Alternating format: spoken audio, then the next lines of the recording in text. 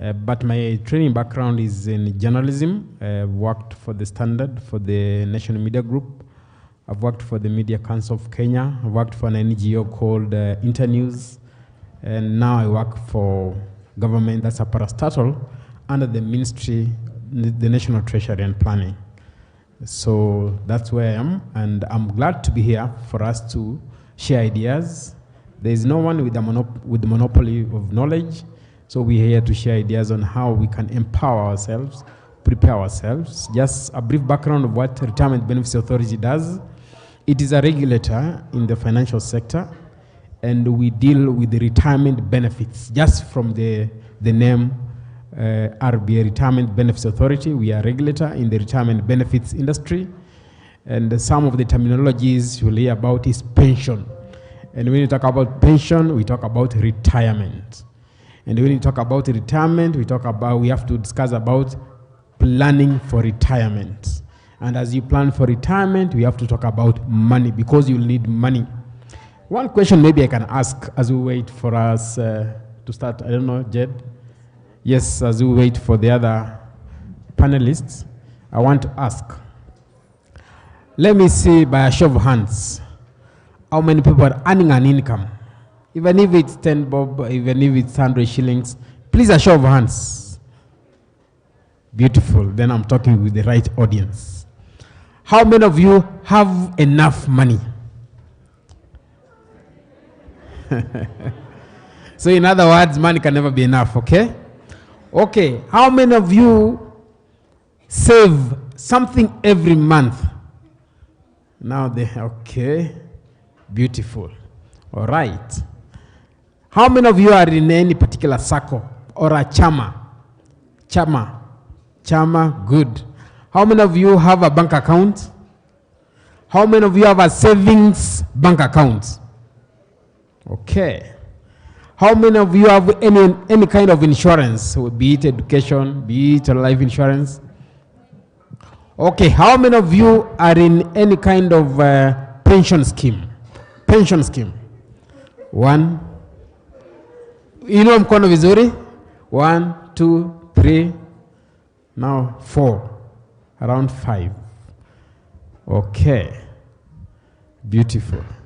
I'm here to demystify.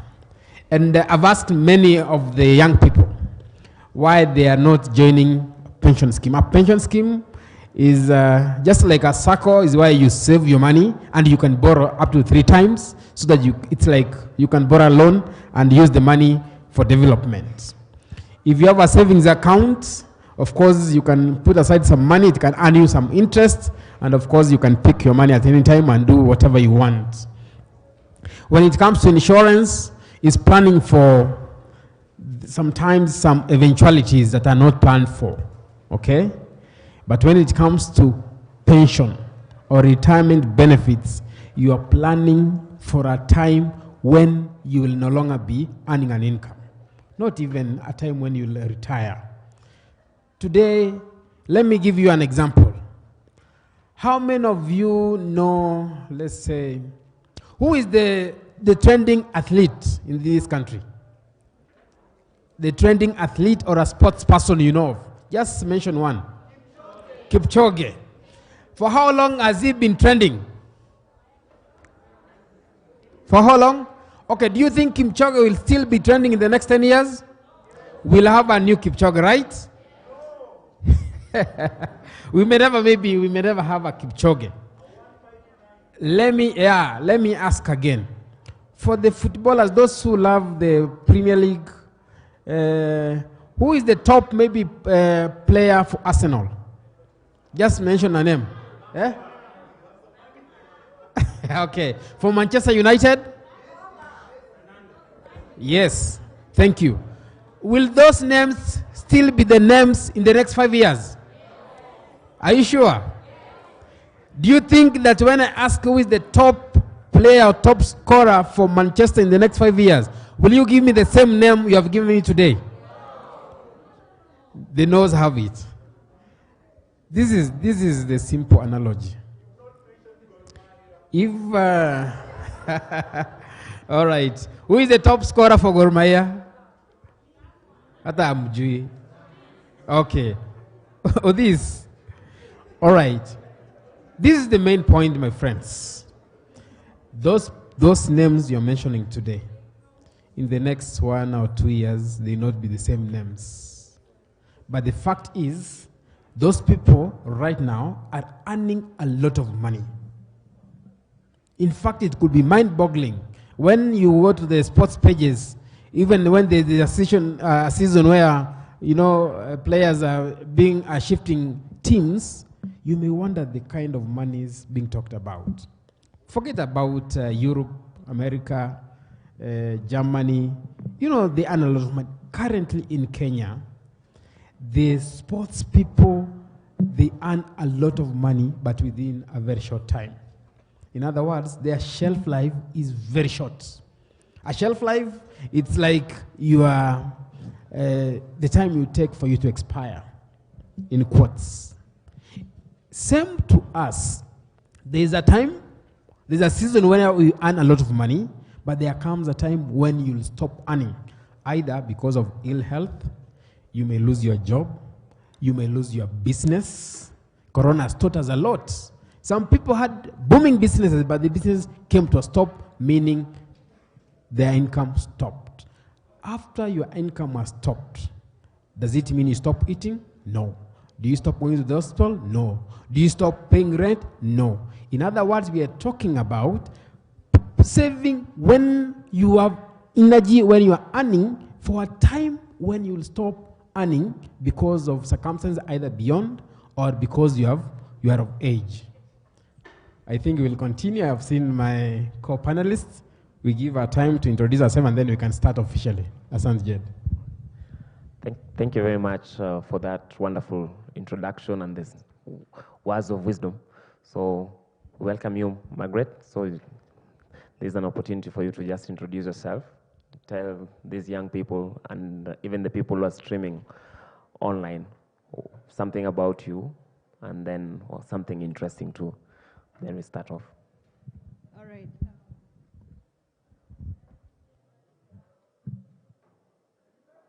You can hear me? All right. Good afternoon, everyone. My name's... Long place.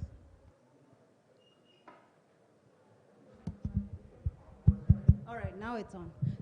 So my name's Margaret Waithera Kimani, proudly Kenyan, and I'm here representing State Bank of Mauritius. In Kenya, we summarize the long name, just like my names, to SBM Bank. I head the women docket and the youth banking, and of course, people living with disability. Okay, sorry. Allow me to repeat. So I'm Margaret Waithera Kimani, proudly Kenyan, and very passionate about the youth, and that's the reason I'm here. In the bank, so I work for State Bank of Mauritius. We are here in Kenya, and actually I head the women docket, the youth banking, and we've not forgotten our people living with disability. So glad to be here. Thank you very much, Margaret. Thank you very much, Margaret. So we also have one of our other panelists who is called Mr. Patrick Wameo. So he's joining us via Zoom. Patrick, can you get me? Hello, Patrick. Yes. Hello, Patrick.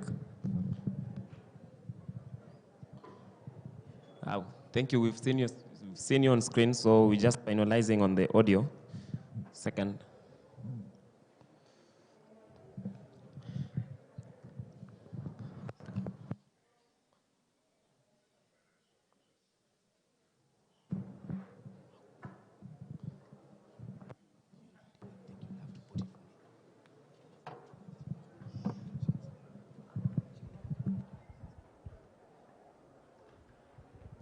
Hello, Patrick. Yes, go ahead. Hello, Patrick. Go ahead. Yes, we can hear you. Our audience, can you get? Wow. No, they can't get you, so. Yes, you can hear us, that's okay. So as Richard is assisting over here, the only thing that maybe we might require from you is going to be an introduction. Once the little mishap has been fixed, so I don't know, maybe you can give it something like 2 minutes, but without much further ado, I think I'll just dive into the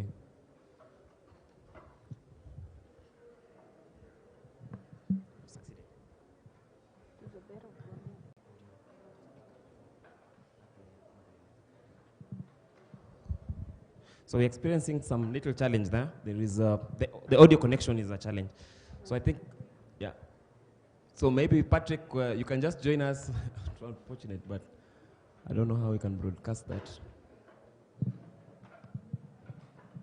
But it's okay. So if I'll just go ahead and work with the two panelists that we have here on site. So the main theme for today is about banking the youth. And then now, how do we bank them?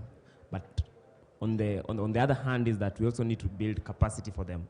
So what are some of your thoughts about financial literacy, and what is the importance in as far as youth empowerment is concerned? So maybe Maggie, you can go first. Yeah, I like to go first because I'm very passionate about this topic. So instead of me giving you my thoughts, I would like to tell you what we are doing.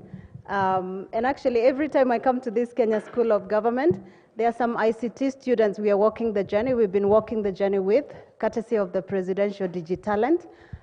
We've been mentoring the youths who actually today, I know a lot of you are using the eCitizen.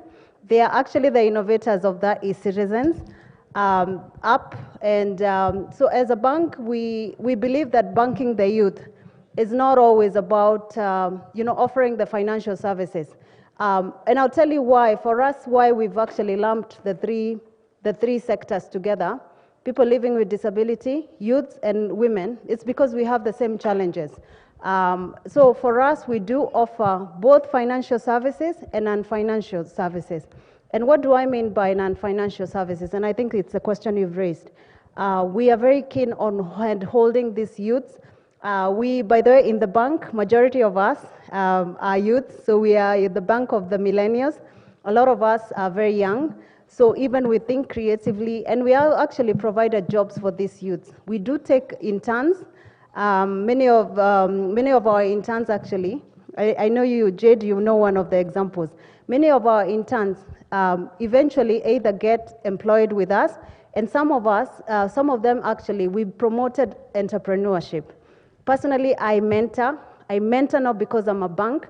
I mentor because I believe that I have a God-given responsibility to create jobs and actually to support other people to rise to even above where I am right now. And as you look, as a person who heads a department, I'll tell you, and I know many corporates here, with all protocols observed, I know unemployment has been a very big time bomb waiting to explode. So for us, we realize in Kenya we have about 800 staff, but we realize we can only hire so much. So one of the things we've done is investing in the youth. Before I came here this morning, every Thursday we are hand-holding our youth. We partner with one of our customer who is a trainer. We believe that financial literacy, actually in other countries like where I lived before, I know in other countries financial literacy is a thing you don't learn when you're an adult. And we're actually lobbying that the government, I wish if financial literacy was in our curriculum when we were smaller kids. But so financial literacy, we believe we do a lot of capacity building. In line with SDGs, we believe that youth, a lot of times youth, it's not necessarily finances that youths need. Youth, what they need is actually opportunities. And I know during Q&A you guys can agree or disagree, but I find that women and youth and people living with disability, sometimes, let me give you an example. We are partners with the likes of Safaricom and Coca-Cola. Myself, even, I'll be very honest, if I wasn't working for State Bank of Mauritius, if I wanted to go, even when the late Bob Collymore was there, if I wanted to go to Safaricom, even at the gate, I'm sure, Jed, you can agree, and many of you can agree, it takes a lot to go to such big corporates. even to come to an organization like ours, which is a multinational. So what we've done as a bank, we are lobbying, and we've been lobbying, and we continue to lobby that corporates open procurement doors for our youth, and we are very passionate. By the way, I know most of you might not know that we acquired Chase Bank, 75% of Chase Bank. So for us, we are still the relationship bank. Yeah, we are a relationship bank. And I know I respect all banks in Kenya, but I realize a lot of times we do not take the time. We are that bank, and I'm not here to market the bank. I'm here to talk about how can we guys be the solution providers for our youth. Because you know what, and I'll tell you, when COVID happened, even before COVID happened, there's a lot of youth who are very talented. And let me give you an example, the creative industry. We've had a partnership with African Development Bank. Actually, in February, we trained about 100 youths, both men and women, who are in the creative industry. You guys can Google after this. There's a big initiative called Fashionomics Africa. This Fashionomics Africa, for example, you could get a buyer from Ghana. You could, on this platform, it's online. And as youths, these are the opportunities we are looking for. You know, sometimes it's not always about the money. And then as a bank, even when you're lending to these youths, it's very important that you explain to them the importance.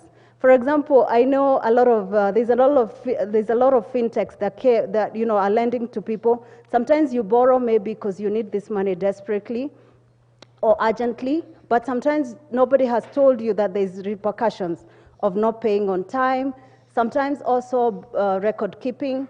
You might not keep your records properly, and then you realize, oops, it comes to the repayment date, and you'll not meet that date. Even being listed on CRB and all these other things that happen to us as youth, I believe access to information is very critical. And so that's why for us, I believe this year alone, we've partnered with partners, and we've been able to train about 2,000 youth. And the other thing I'm happy to report is that I know you know one of them. One of the interns we've taken, some of the interns we've taken, we've been able to internally mentor them. By the way, in the bank, and this is one of the reasons that I'm very happy to, and I'm very honored to work for such an organization, that when we realize a talent in one of our staff, we are able to mentor them to actually reach their goals. One of our guy, I know you can Google him, probably, you can share his sites. He's one of the most sought photographer. He worked in our marketing department. His name is Keegan. It's not a secret. You can Google him after this. Right now, Keegan is a multimillionaire, if I can use that word. And we have many examples. I personally have mentored some of our best Kenyan artists, singers, if you can use that word. And some of them, they did not even have a global reach. I know before COVID, one of them last year was doing collaboration as far as New York. And they're also brand marketing for some, beverage companies.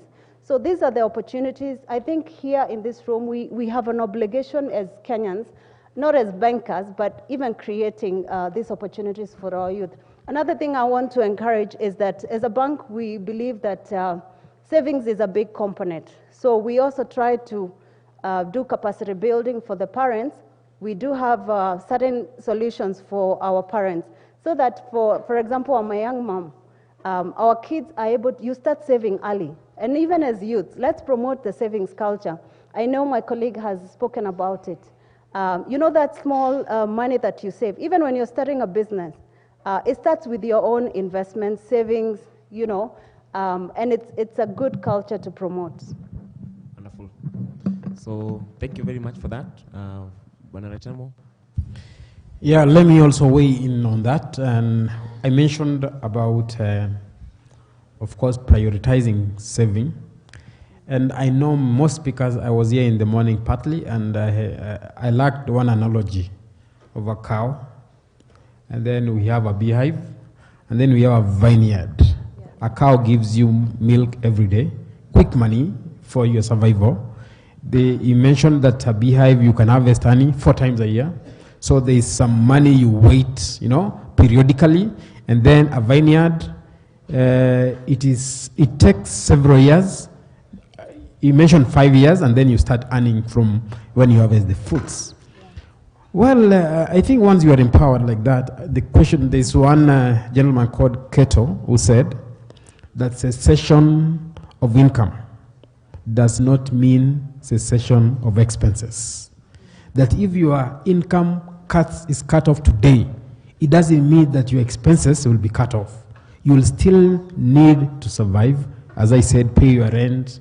If you are going to school, go to school, buy clothes, eat, have shelter on your roof.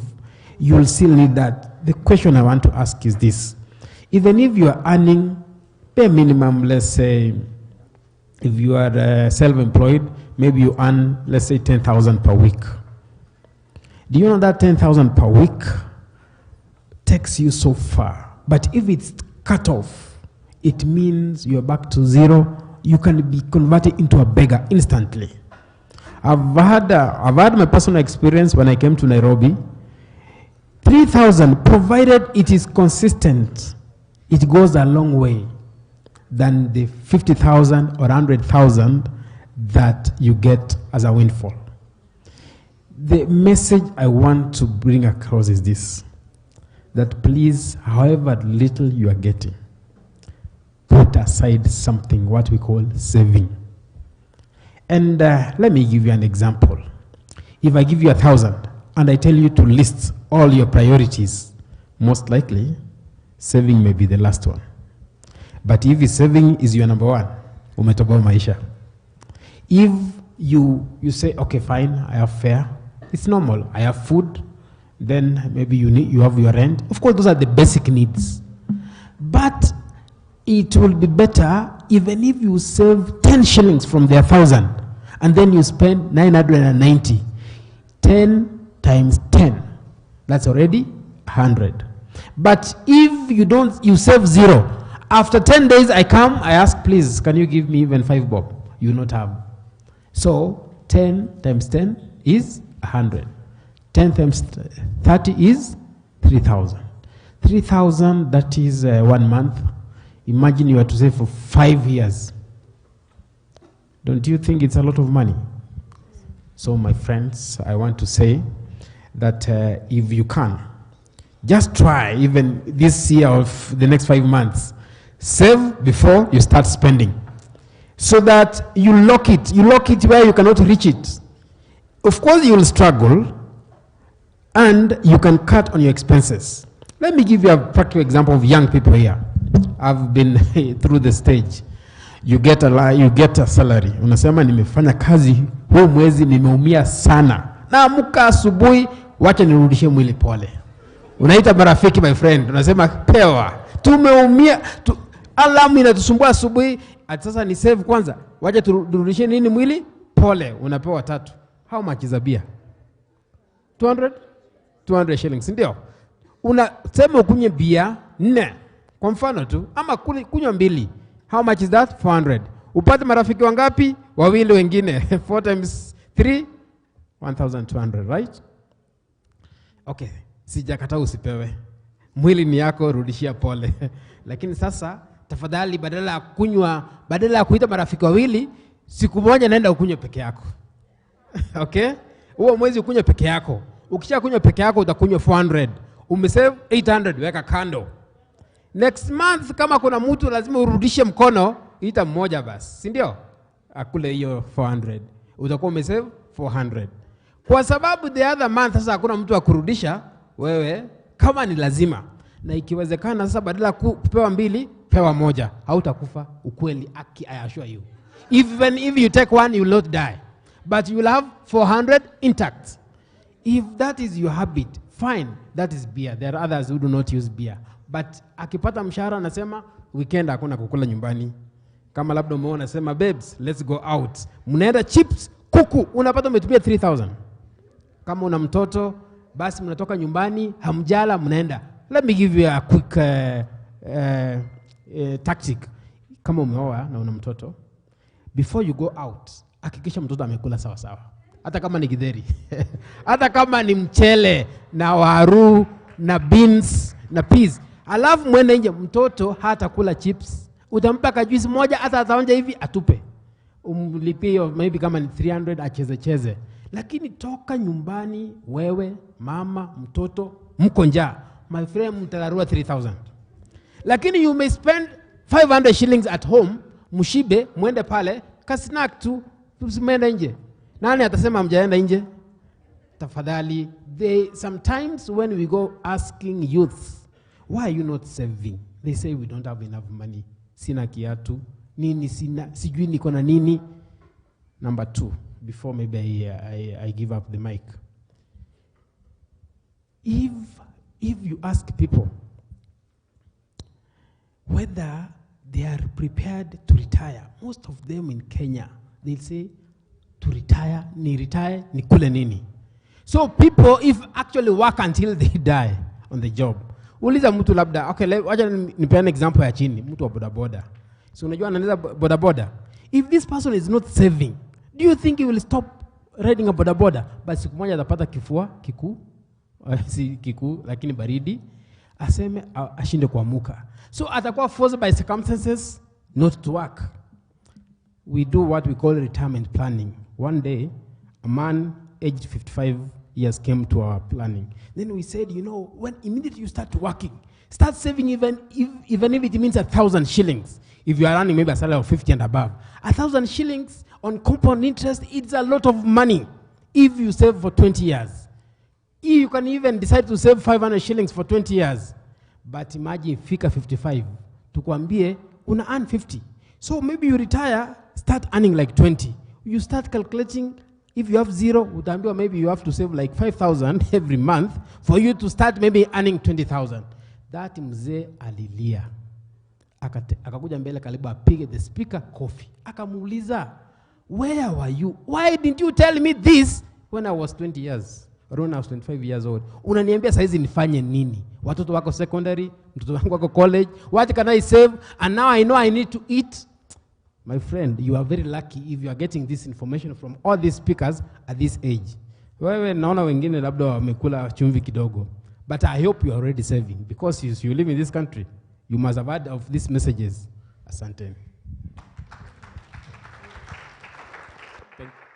Thank you very much, James, for that very detailed. Yes, for that very detailed explanation. So now to the next question is just maybe I'll just request you to take 1 minute each. When we compare right now where we are and it's the pandemic happened, so most of the people, most of the corporations, everyone was caught off guard. So what are some of these nuances, and then also the linkage between now financial literacy, financial inclusion, and now the pandemic, and now how can we plan going forward? In 2 minutes, kindly. That's okay. That's a very good question. And I think the first thing that I can comment on that is the mindset. And I want to give a very practical example. We had, we have friends and customers. And this one is very personal because for us, we are very relational. Yeah, and the mindset is very important. I'll give you an example. In the tourism sector, obviously there's been a very huge impact. So why I'm talking about the mindset is because, and I know he's mentioned it, even savings comes from a mindset. So the mindset to be able to diversify. If I was in the tourism sector, if I can use the Intercon example, when they shut down, even if I was supplying them and perhaps they had not paid my bills and this just happened because none of us had planned for COVID. You see, the reality on the ground is, and this is a very good example because for us, we've been able to walk the journey with customers. Some of the customers, I'll give you an example. I know I have my mask, branded mask from SBM somewhere. These masks, they are being made by one of our customers. And these are youth. Imagine if this youth decided to just be rigid and stay at home and cry about it. Many of us are also working from home. So the mindset is very important. COVID happened, back to the savings culture. You see, if you did not have any extra savings, all of us were affected equally. So even if you were to go to friends or investors to come to your rescue, at least you start with what you had saved. And back to the financial literacy, also being aware, being open to networking to know oh, like right now there's a booming construction boom. Are you in that? Are you aligned to where the money is going? And also, some of the people might not know, in the banking sector, I hope you guys are aware that you have so many, so many opportunities. As a bank, for example, people who had loans with us and you are affected, are you aware? First of all, are you aware? Has your bank informed you that you have so much right now? Other than maybe Safaricom making the transfer fees free. You know, as a bank, if you had a loan with us and you're in a sector that was affected, that is also something you should be talking to your bank. It doesn't have to be SBM. Those are opportunities you have. If you had as much, it doesn't matter how small or big the loan was. Secondly, also, I'll give you an example. There is one of our partners is giving interest-free loans. There's obviously a criteria. You have to be a certain turnover. Your sector was affected.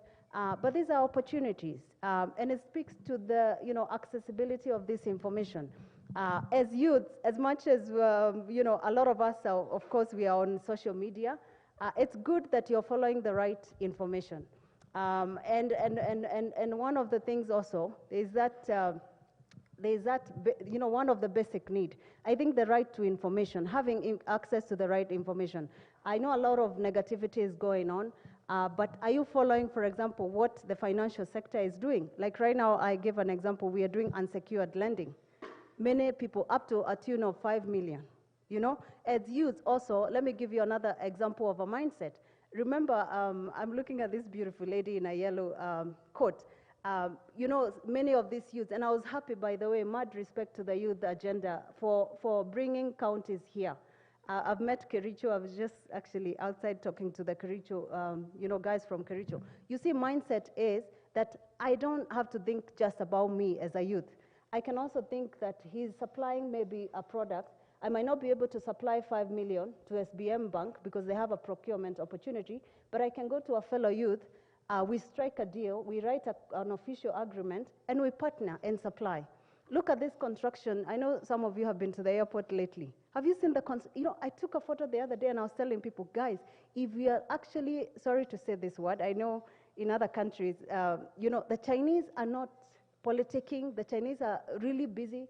I know the first week, no offense to other countries coming here, but I think it's important that we also participate in the construction and building of this country. And how will we do that? It's through collaboration. Changing our mindset to know that if I was a fashion, fashionista, or I was in the fashion industry, I'm willing, I'm humble, having that humility and mindset to know that I can move to the medical sector, be supplying masks. You've seen some young guys have been able to innovate some ventilators. These are the type of innovations that we are talking about. And yes, we cannot overemphasize the need for saving, guys. If there's any lesson that I beg, on the bottom of my heart, from the bottom of my heart, if there's one lesson that COVID has taught all of us, is that you can go back and introspect and think about what is your God-given talent. A lot of us here, there are so many innovations coming out of this space, and we know that we'll have even more. But just look into what can you do with this economy to take advantage of the opportunities that are coming up, especially in the digital space. Wonderful. Thank you very much. James? Key lessons we've learned from the COVID. Many people lost their jobs. Many businesses closed down. And those people who had nothing, who had not saved nothing, they really suffered. So a lesson we've learned, all of us, that all of us are vulnerable. If you have an opportunity to earn an income, please purpose in your heart to save something aside, because you never know when you'll need it. Number two, around this time when people are very broke because of COVID, there are many fraudsters. And some people, even they are borrowing loans from, please mention some of the loan applications. KCB M-Pesa. Do you have one? Do you have one? I work with SBM. Okay, SBM maybe. KCB M-Pesa, M-Shwari, Sijivu, all those. And so, I found some youths, they say, ndanunua simu moja nifunge. Niende ninunue SIM card ingine niombe tena. Lakini imagine it's your SIM card. Inafika siku unaenda kuomba sasa loan, unaambiwa you are blacklisted. There are people who, in fact, without asking, they send messages to your phone. They want to loan you money. And most young people have been indebted a lot. please, around this time, even I saw the financial sector regulators issuing a communique through the media, alerting people not to fall into this. And the quick reach schemes, yeah, please come, join, bring other people, please, this is the time when people are very vulnerable. We have only 20%, around 22% of the labor force in Kenya who are saving towards their retirement. Meaning 78% are earning some income, but they're not saving. Could you be one of them?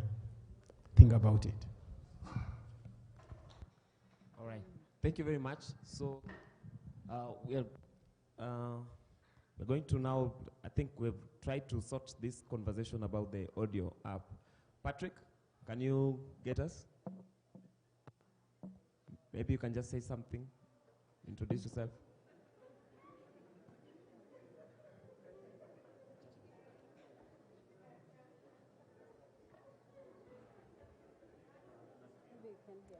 Patrick, you can get us? Yeah. Maybe just, okay. So these are now some of the things, and I'll just go to the last question.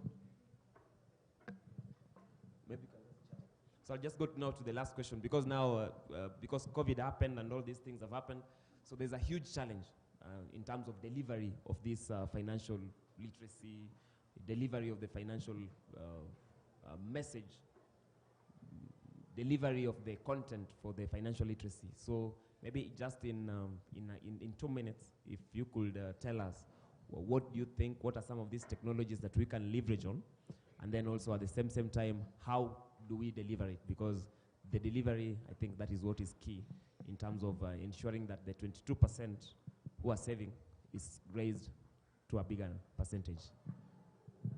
So maybe you can go All first. right, so maybe I'll give practical examples. Before COVID, I'm not sure if you guys know that we do have SME, yeah? SME hubs.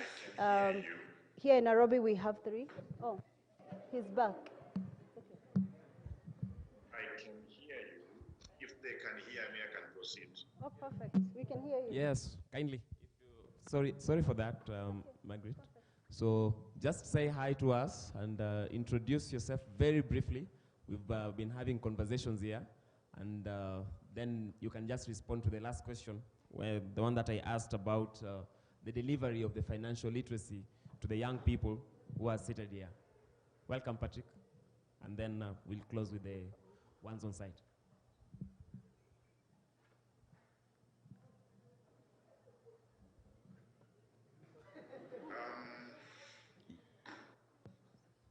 Patrick? Yeah, you can go ahead. Let me go ahead. Am I clear from your end? Yes. Please confirm. The audience, can you hear? Yes, we can get you audibly. Good. Thanks. I'll proceed. Is one way. I'm speaking to you, but I can't hear you. So let me just say a few things, then you can pick up from there.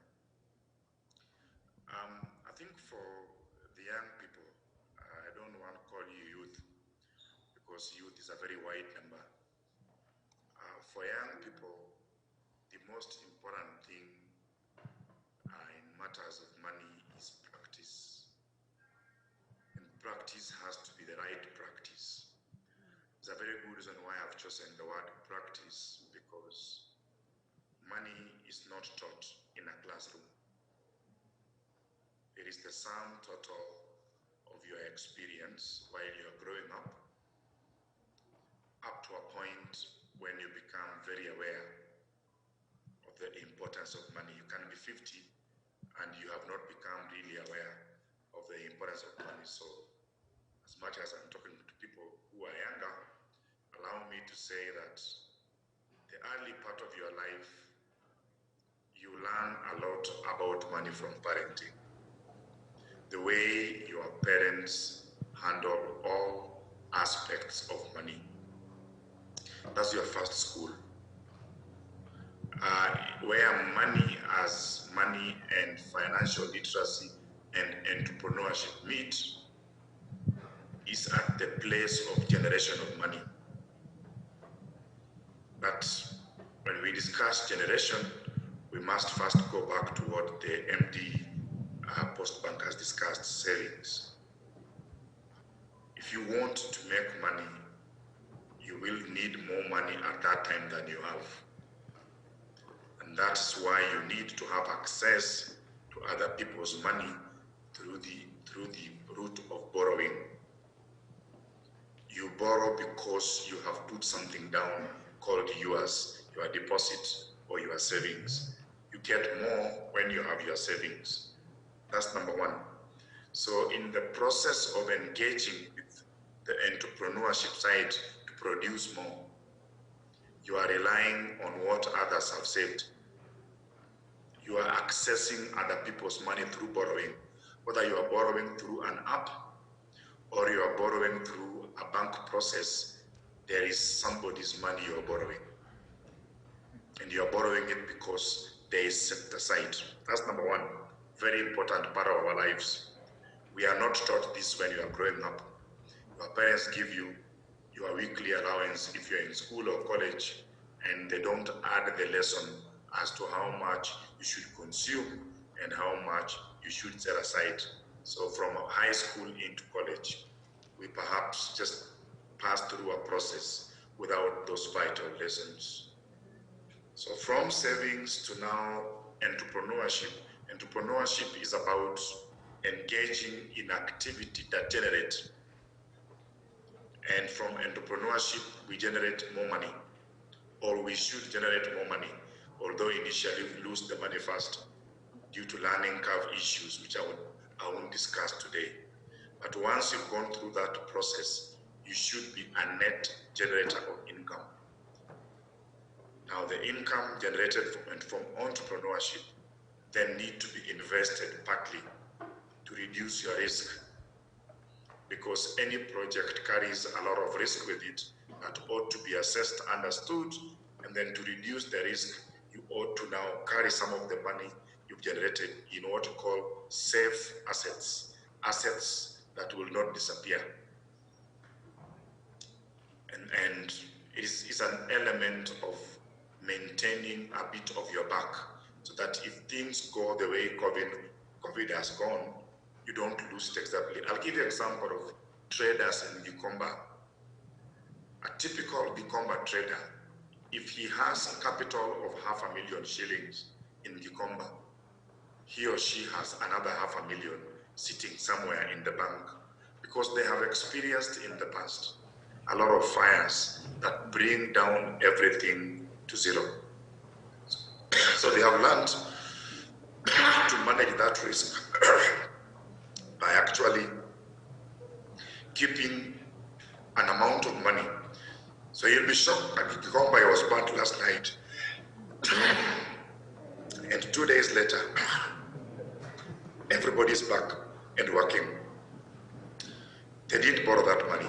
Most of it was their savings, kept specifically for emergencies. And emergency savings is part of life, whether you're in business like Gikomba or not. So you ought to be having some emergency savings. Some of us have gone through Corona as if it didn't occur, yet we didn't have much money. It's just you had something to fall back on and live, a thin life, and that's very key. So bottom rock, financial literacy for youth is you are at the stage where you are beginning to engage. And that one word engage is very key, is a key component of the definition of financial literacy. 3 words I want you to take home. Number 1 is knowledge. Number 2 is skills. And number 3 is confidence. Those 3 words are in the meaning of financial literacy, which is defined as having knowledge, skill, and confidence to make responsible financial choices.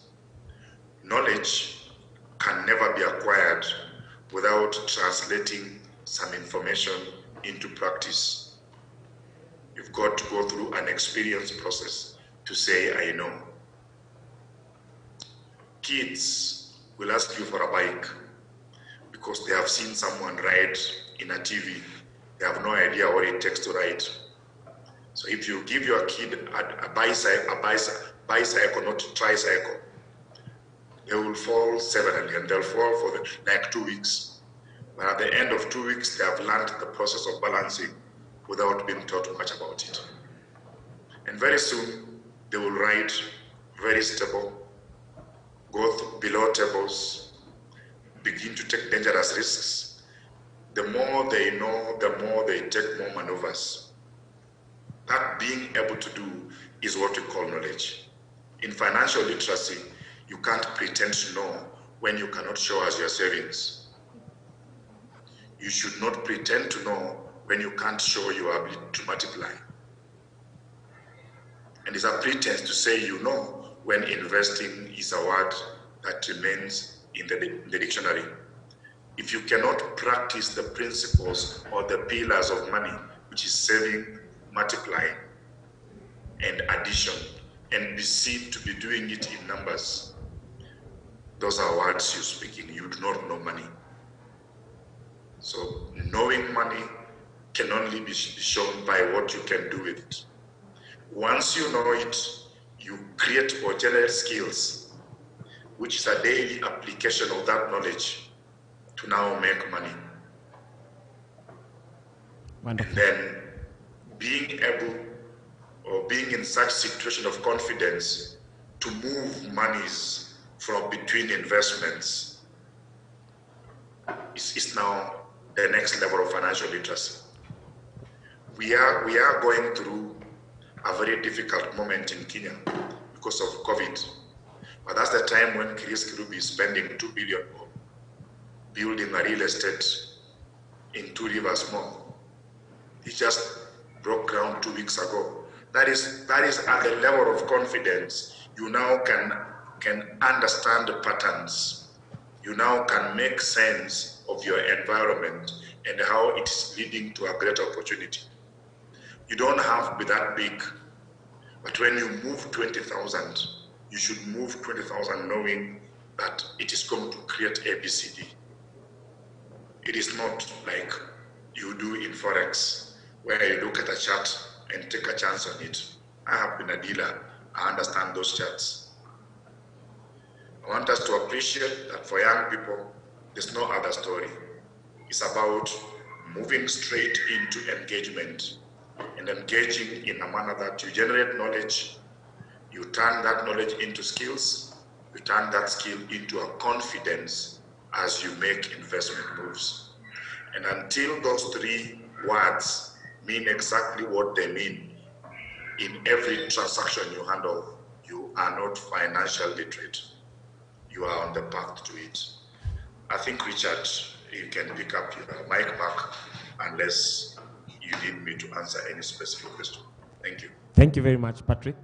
A round of applause to him.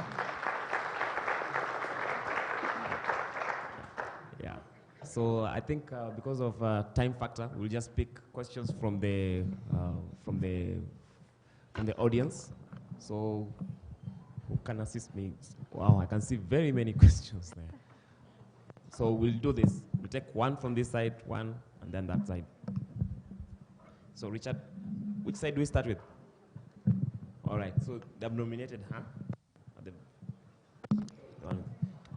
In this middle row, whom are we going to give the opportunity to ask a question? Nominate one person from here. Then Richard will give you the mic. Then this last row, I'm saying it's over here. Cool. What have you decided?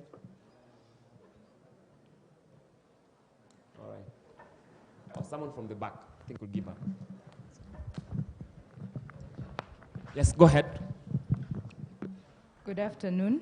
Afternoon. I'm Deborah Wanjiku. I have a quick question about savings. Let's be practical. Corona or not, most young people will still be unemployed. So there's this aspect we're emphasizing on savings. What if we can educate the youth more on investment Because if I can save and I know pesa yangu imelala tu, yani there's this aspect of, I was just thinking about the fake pyramid schemes. There's a reason as to why the minute a pyramid scheme is mentioned, youths will run towards it. We don't care whether it is good or it is a scam. Our focus is, I can invest, I can market those people, and there's some certain amount of money that comes to my account. So why don't we channel that as we can have a program from the bank or from any financial organization that can help the youths invest in something, even if it is educating us more on CDS accounts or foreign investments. We'd really appreciate that. Thank you. All right. Awesome. Good question. Yeah. Yeah. So I think we take all the questions, then at the back there, and then we'll just answer together. Maggie, you'll take question 1? Yeah, sure. And then I think get the next question. Patrick, are you still on the line? Good afternoon. Afternoon. 2 quick ones. Today we are talking about financial literacy, and this is in regard with the youth. So my first point is on savings. There's a very big struggle between the young people who are running very small businesses and the culture of saving. There's a struggle between whatever you are going to save and whatever you are going to put on the table at the end of the day. Assuming that someone makes, at the end of the day, 500 shillings, and they have to put food on the table. They have to struggle from moving where they're running their small business to their houses. How do we balance this? Because that is a big struggle, and that is an experience I've had when working with small-scale businesses in different counties in Kenya. And then the second one, the youths are very entrepreneurial. They are really trying to make ends meet with their small businesses. But now the struggle is the sources of capital. I am happy that we have a director here from one of the banks in Africa. So beyond COVID-19, the struggle has been the youths do not access capital easily. They are told that they do not have the requirements because the requirements are really, they go beyond what the youths have. Like you require land or you require a log frame, and the young people, logbook, and the young people do not have that. So how can we have at least good opportunities or good avenues that the young people can access finances for their small businesses? Because it has remained a struggle. And the last question is that we have a government representative here, and we are talking of the affirmative funds in Kenya. That is the Youth Fund, the Uwezo Fund, and Women Enterprise Fund. But the struggle is still with the requirements for this to access these finances. How can you make them more accessible to the young people? Because I'll not come for a loan from a government institution, and I'll be required to give a logbook, which I do not have. So how can we make them a bit easy for us, young people? Thank you. Thank you very much. Now the final question this side.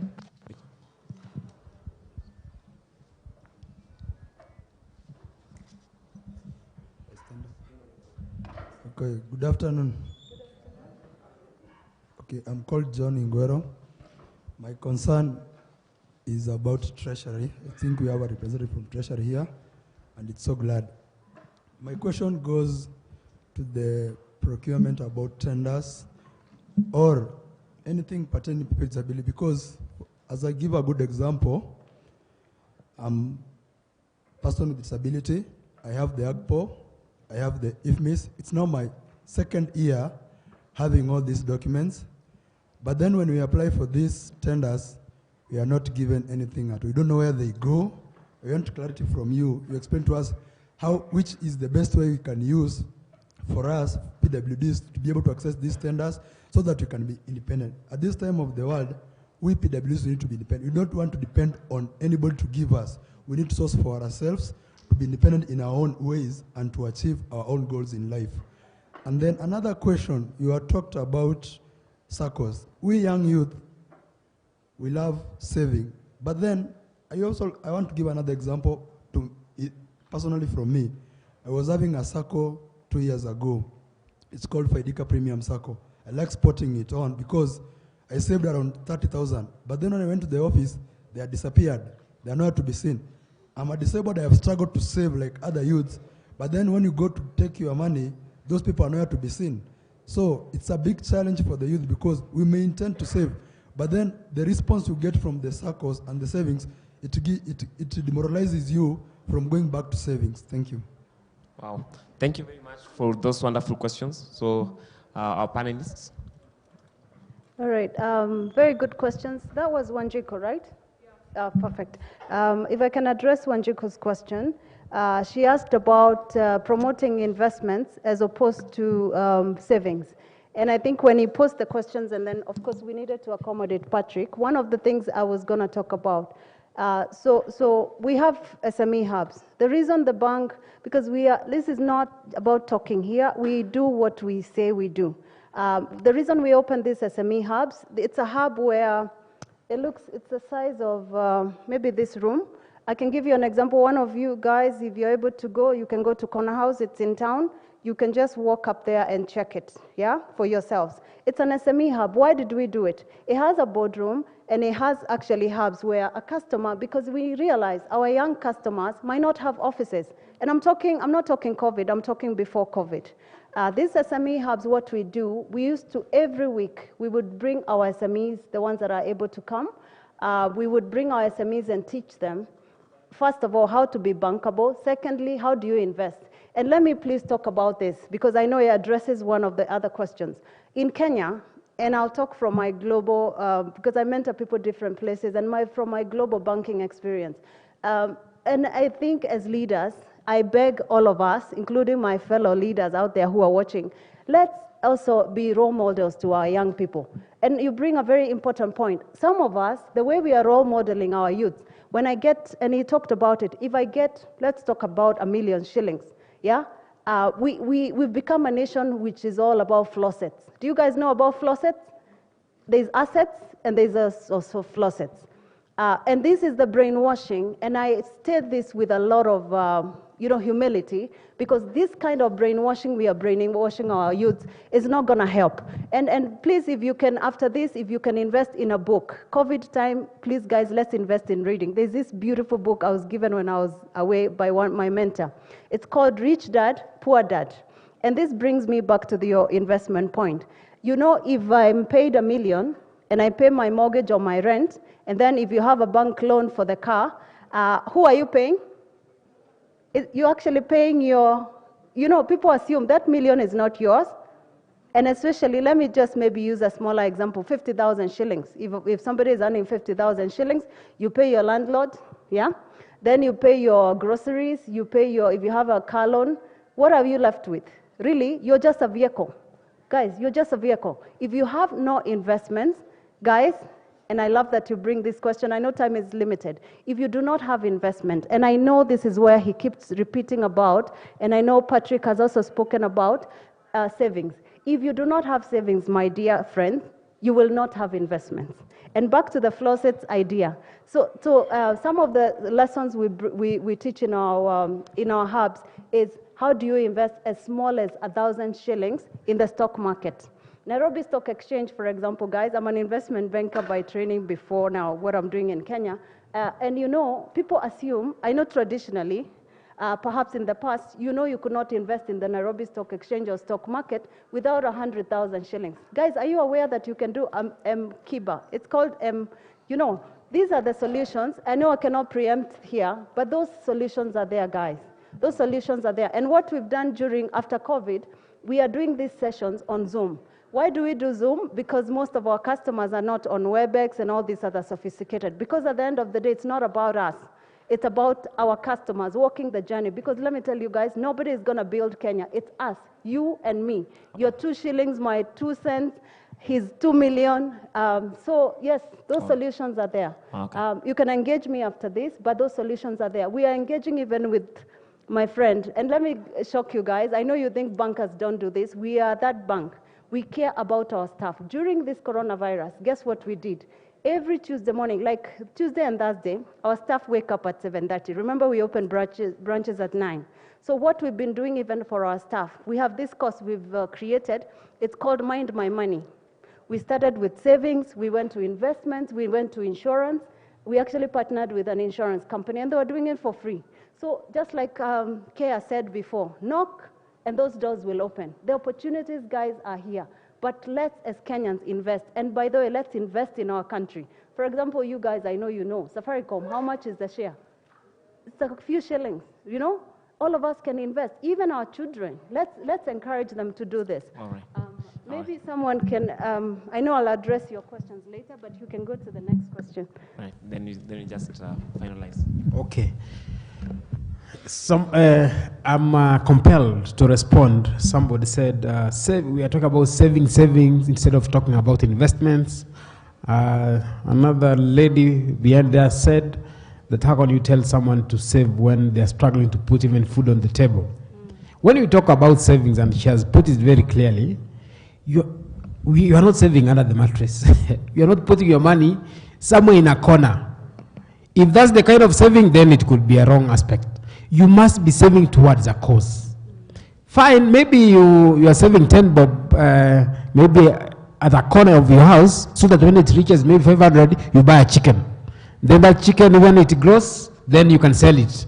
You know, you must have a purpose. But let me just quickly tell you that in the financial sector regulators, in the financial sector, we have Capital Markets Authority who deals with investing in stocks, treasury bills, and they have programs for the youth, telling them how they can participate. You can have a pie of Safaricom through buying the shares. You can, KQ, although KQ now is not very attractive, but there's so many other companies, okay, through CMA, Capital Markets Authority. Then we have SACCOS, the SASRA, Savings Authority. They have programs for how you can participate in SACCOS. You save, you borrow 3 times, then you invest in your business. And then we have Insurance Regulatory Authority, who have proper programs via radio, via TV, clinics, telling you how you can enjoy, succeed through insurance. Personally, when I started working, I was paying like 3,000 for 15 years. I said, what if I die before I reach 15 years? Somebody asked me, what if you don't die? And then I say, yeah, I don't want to die, but probably not die. Now it's 3 years to maturity. I'll be given like 360,000. I'm planning on what to do with that money. When you talk of Retirement Benefits Authority, when we talk about saving in a scheme, in fact, that money is not just seated there. It is invested, and is invested in areas you as an individual cannot reach. It is like a pool. You put your 1,000, another person puts a 1,000. Imagine 1 million of you have put that money, and then they can even now invest in infrastructure bonds, in these big companies. So the money you save is already invested on your behalf by people we call fund managers, the banks. In fact, if you have a savings account, when you go after some time, you'll get that your money has grown. It's being invested. But there are many other vehicles for you to learn and know where can you get the highest return. Finally, somebody with a disability, they put money in a SACCO, they go the following day, the SACCO is gone. There are many such pyramid schemes in Kenya. Point of just information. Please, when people come to you with vehicles where they want you to save, when the deal is too good, think twice. Someone telling you you'll earn 20%, 30%. Well, the average maybe in Kenya is 10, 7. Think twice, my friend. And cross-check. Number 1, verify. Number 2, verify. Number 3, verify. How do you verify? It's a SACCO, SASRA. Go to the website. Is it registered? You can even call a toll-free line. Is this SACCO registered? They'll tell you no. And if they are registered, if they disappear with their money, you go to that regulator, you will get your money. For the pension schemes, we have like around 40 individual pension plans. If somebody opens up and say, you can save in this scheme, in this pension scheme, and of course, you know, when you save in a registered pension scheme, your money, you avoid tax, which is legal. And then the money, when it's invested, you don't pay tax. So your money grows faster when it's in a scheme, but it should be a registered scheme. That's why the regulator comes in. If it's insurance, all the agents, all the firms are registered. If we do it, then we'll be safe. And finally, about accessing opportunities. Yes, of course, I work for retirement benefit, which is part of the National Treasury, and this has been a big question on 30%. And there's a gentleman who said, youth-sponsored companies. That is a big problem. A youth is fronted. Yes, you can see it's women and the youth below 35. But who are behind? In fact, it's just their names and their documents which have been used. But please, if you have an AGPO certificate, you don't need to wait for them to call for pre-qualification. You walk to any government entity, you are registered. Don't give up. You are so many. There is competition. So if maybe you have applied for 2, you think, no, they are giving someone else. In fact, let me tell you, procurement officers are mandated, and they give reports to the presidency on how much they have given to the youth. It's in fact part of the performance contracting. They struggle to find youths who can deliver quality. It persists, and always, like Retirement Benefits Authority, we have supplier sensitization. We tell youth, for you to, please, if you are required, produce a document, produce your whatever. Once you produce, persist, never give up. I think we can proceed off-site. Okay, cool. Thank you very much. I think we're going to have more sessions together with the whole team. So, Patrick, is it still in? Jed, before, please allow me to just mention, you know, the lady, I'm sorry I didn't get your name, but please just, I hear your pain and I know it's a reality. We've done a lot of research. We know for sure there's a problem there, sources of capital, and that's why for us, way before COVID, we've opened and secured lending to a tune of 5 million. So really, honestly, guys, and actually the feedback I keep hearing from our head of credit, people are not applying. Secondly, we have a gold card Visa. You know, one of our partners is Visa. I think you all know Visa, yeah? So Visa, we have Union Pay. You can get we call it gold credit card. And this limit does not have to be 1.5 million, 500. You can take your limit. If your monthly turnovers are just 100,000 shillings, because there's a micro SME, yeah? When you're starting out, your volumes might not be high. Go for those things. Those things are there. You know, the problem, youth, the underlying issue with youth, women, and people living with disability is that we do not have collateral. If you do 1 out of 10, yes, I might have a house, 1 out of 10, you'll find very few have collateral. So those solutions are there, you guys. You can engage with us. You don't have to bank with us for me to give you this information. It's part of my you know, responsibility. So those things are there. Please allow me also to talk about you're called John, yeah? John, there's this, my favorite saying is, J.F. Kennedy used to say, do not ask what the government, there's that saying, as much as I know AGPO is a challenge on the government side, we, the private sector, our doors are wide open. And this one, I mean it, because I'm walking the journey with a company called Disability. You can Google them, or you can talk to me after this. Disability are doing brilliant stuff. We are also, I'm an advocate. I am not a lawyer, but I believe that God has given me this gift to advocate. So we are knocking the doors of Coca-Cola. They just signed up in October to become Empowerment Policy Act. So they are opening their AGPO, yeah, the AGPO equivalent, to set aside for people living with disability. And then every year, every couple, 3-4 months, we do work closely with the likes of Kenya Pipeline. Believe it or not, guys, Kenya Pipeline, as much as I don't want to dwell on the negativity that is out there, I was shocked when I met Mr. Ngumi 2 years ago. I know he's already gone. There's someone else taking over. But do you know Kenya Pipeline, guys, I've literally shut my office and gone to Kenya Pipeline. I didn't even know where their office is, and now I know. And what they are doing is they pay within 7 days. Guys, their Wonderful. companies, opportunities are all around us.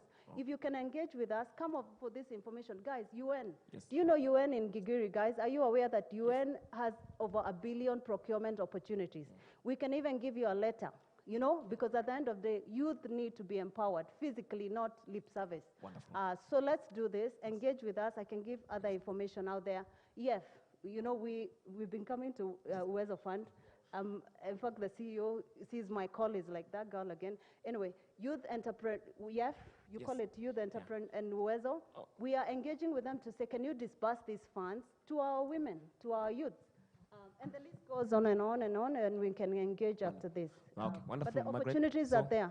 All right, great, wonderful. So Patrick is on the line. So I think right now we'll just go ahead and give your closing remarks because of time. We are going to engage with them more. They're going to be here today and tomorrow, so it's going to be a good opportunity. Sorry if we could not take all your questions for this. Patrick, are you on the line? Kindly just go give. I can hear you. I'll just make a closing remark, then we call it quits. I think I am not just surprised by the kind of comments I'm hearing from young people. I just wish to tell them that I began living alone at the age of 18 in this Nairobi street village. There are a lot of things you only learn on the ground. There's an element of a risk that you want to take as a young person with everything you have, but there's also the informed way of doing things. It is very easy to take your 30,000 and lose it in one quick sounding investment. But if you are living on a left your room in Kayole with that 30,000 only, I assure you will not invest it that quickly. Because then you will remember that if I lose it, I go back to an empty room. And that is the part of thing I want us to take home. It is nice to be young and reckless. I was young, I was reckless, I lost 19 million. I want you to understand that when you are asked to save, it is not because savings will make you rich. Savings gives you leverage. Take that word home, leverage. Number two, have an eye for identifying reasonable opportunities. It's unfortunate that in the last 5 to 10 years, it is YOLO. You live only once, which has got no foundation. I'll not discuss that today, but for as long as you carry that kind of mindset, you will be losing as many times, even if you look like you're winning. Finally, financial literacy is acquired as you do things. You will not become financial literate from reading books, from listening to videos. You've got to practice what those guys tell you. And there is the risk of losing some money as you get better. You will calibrate. That's the word I was taught in engineering, even though I am not an engineer. Until we meet again, have a nice time. Wonderful. All right. So without much further ado, I'll just take this opportunity. Let's have a round of applause to our panelists.